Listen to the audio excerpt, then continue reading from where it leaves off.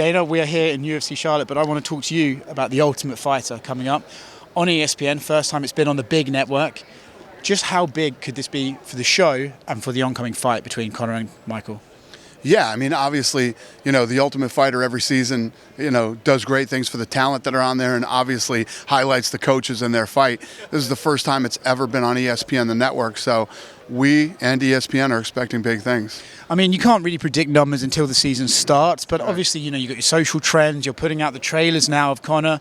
Listen, anytime there's a bit of physicality between the coaches, as we saw in the trailer, it sort of does help. But what are you expecting numbers-wise? Are you expecting this to be one of the biggest things you guys have done in recent history? I have no expectations going into it. I don't ever think like that. I just do what we do, and, the thing, obviously, it's going to pull a lot of eyeballs. It's going to do well. So we're excited about it, but I don't really have a number in my head that I'm thinking, it's got to pull this number or whatever. Yeah. When you guys started, obviously you go around talking to different fighters, different matchups that might make sense.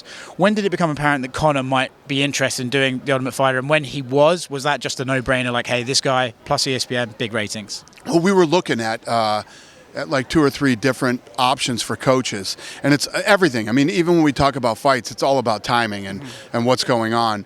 And this actually ended up, we brought up Conor and reached out to him, and the timing ended up being perfect. And here we are. And Chandler, all the stuff that had just gone down with Chandler called him out. And obviously, when you think about that fight stylistically, it's an awesome fight. Yeah. I mean, it's a banger fight. The two of them, as well as personalities, it's kind of funny, right? There's a contrast. You've got Conor, who's like, does what he wants every now and again. You've got Michael, who's like the perfect company guy. Like, I'm sure it made for interesting and experience to work with both of them. But as far as what you've seen in between the two of them and how they interacted, what was it like during filming? Yeah, it was good. It was smooth. It was, while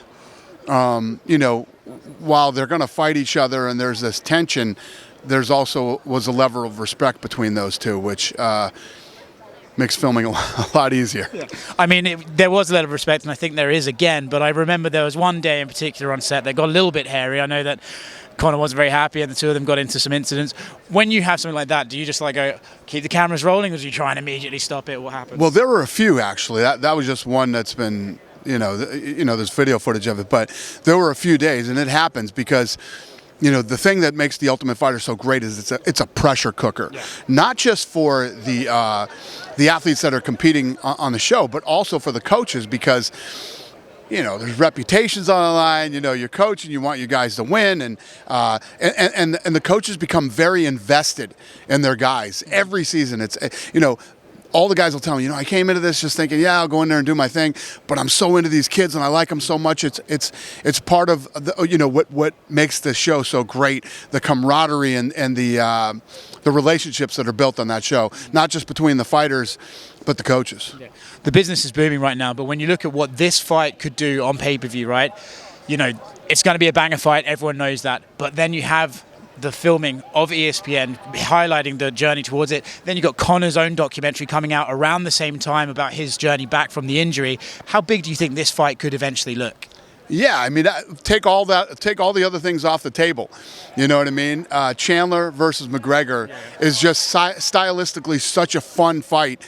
The fight sells itself, and then all the added, additional ways to get invested into the fight. It's an absolute no-brainer. Yeah. Do we have a date in mind for yet when we could potentially see the fight happening? I don't have a date, but I'm obviously shooting for the end of this year. Just give us an insight into when you see the fight itself, right? Both of them have made no secret, like, hey, it's probably 5 minutes of chaos and then one of us is going down. Do you see it like that, or do you think Conor's going to come back different since the injury? Is Michael going to try and fight smart for a change with the wrestling? How do you see the fight playing out? Everything that you just said is what makes this fight so fun. When you're going into a fight like this, it's all the questions, you have these fights where you're like, I know this guy's going to come in and walk right over this guy, so it's not fun. That's not the case with this thing. When you take, Conor's layoff, his injury that he recovered from, trying to get back on top, and Chandler and how tough and durable he is, and how the guy never quits and just keeps coming. Both guys have the ability to knock people out with one punch. The wrestling factor, the this, the that. All those questions are what makes this fight so fun.